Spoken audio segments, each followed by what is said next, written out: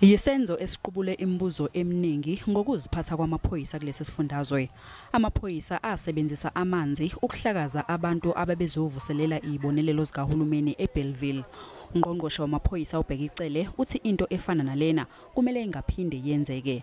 Amaphoyisa abonakale eqinisa kakhulu isandla kulabo ababezovuselela izibonelelo uma kuqhathaniswa nalabo abephula umgomo wokuvalwa kwamabhishi eMozambique ngempelasonto edlule. Indlela esayisebenzisa samaphoyisa lapha wrong.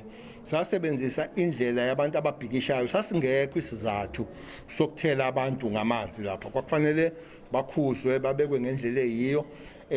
Siyayilandela ke leyo ndaba, siyilandela zombini yaseMozambique ngoba baseMozambique bathatha isinqumo sokuthi bazophula umthetho, bazohamba baye eMozambique, bafike babhukude benze into abayithandayo.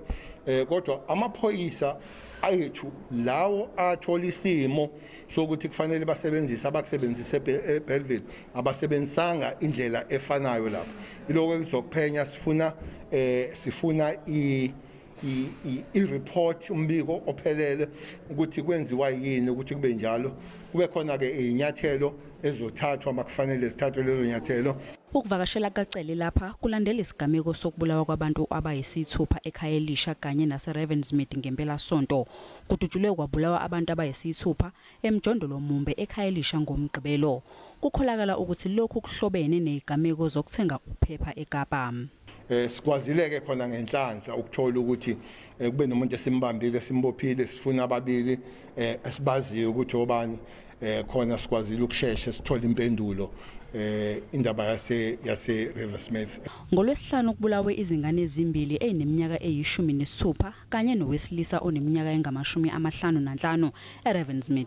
Kusaboshwe umuntu oyedwa ngalesi sigameko.